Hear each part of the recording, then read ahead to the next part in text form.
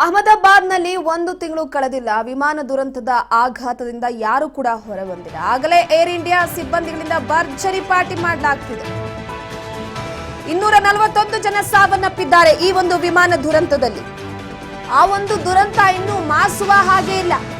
ವಿಮಾನ ದುರಂತದಿಂದ ಆಘಾತದಿಂದ ಯಾರು ಕೂಡ ಹೊರಬಂದಿಲ್ಲ. ಆಗಲೇ ಏರ್ ಇಂಡಿಯಾ ಸಿಬ್ಬಂದಿಗಳಿಂದ ಭರ್ಜರಿ ಪಾರ್ಟಿ ಮಾಡಲಾಗ್ತಾ ಇದ್ದು, ಏರ್ ಇಂಡಿಯಾದ ವಿಮಾನ ನಿಲ್ದಾಣ ಸಿಬ್ಬಂದಿಗಳಿಂದ ಪಾರ್ಟಿ ಮಾಡಲಾಗ್ತಾ ಇದೆ. ಗುರುಗ್ರಾಮ್ನ AISATS ಕಚೇರಿಯಲ್ಲಿ ನಡೆದಂತಹ ಪಾರ್ಟಿ.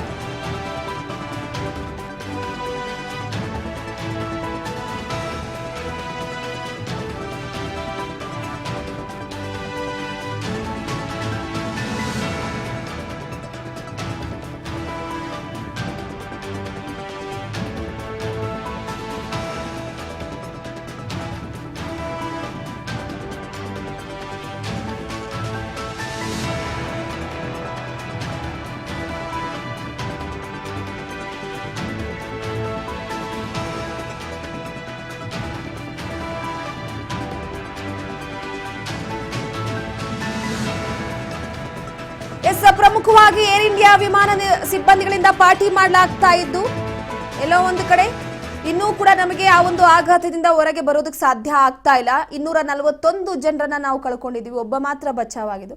ಅದಾದ ನಂತರವಾಗಿ ಅಲ್ಲೇ ಇದ್ದಂತಹ ಮೆಡಿಕಲ್ ಸ್ಟೂಡೆಂಟ್ಸ್ಗಳು ಹಾಗೆ ಸಾರ್ವಜನಿಕರು ಕೂಡ ಒಟ್ಟಾರೆಯಾಗಿ 275 ಜನ ಸಾವನ್ನಪ್ಪಿದ್ದಾರೆ. ಆ ಒಂದು ಕಹಿ ಘಟನೆಯನ್ನ ಇನ್ನೂ ಮರೆತಿಲ್ಲ. ಆಗಲೇ ಆಘಾತದಿಂದ ಹೊರಬರಬೇಕು ಅನ್ನುವಾಗಲೇ ಈಗ ಏರ್ ಇಂಡಿಯಾ ಸಿಬ್ಬಂದಿಗಳಿಂದ ಭರ್ಜರಿ ಪಾರ್ಟಿಯನ್ನ ಮಾಡಲಾಗಿರುವಂಥದ್ದು. ಸೊ ಪ್ರಮುಖವಾಗಿ ಒಂದು ಕಡೆ ಸದ್ಯದ ಮಟ್ಟಿಗೆ ಅಹಮದಾಬಾದ್ನಲ್ಲಿ ನಡೆದಂತಹ ಘಟನೆ ಎಲ್ಲೋ ಒಂದು ಕಡೆ ಸಾಕಷ್ಟು ವಿಮಾನ ದುರಂತ ಆಗಿದೆ. ಕರ್ತವ್ಯದ ಸ್ಥಳದಲ್ಲಿ ಪಾರ್ಟಿಯನ್ನ ಮಾಡಲಾಗ್ತಾ ಇರುವಂತದ್ದು. 4 ಉದ್ಯೋಗಿಗಳನ್ನ ವಜಾ ಮಾಡಲಾಗಿದೆ.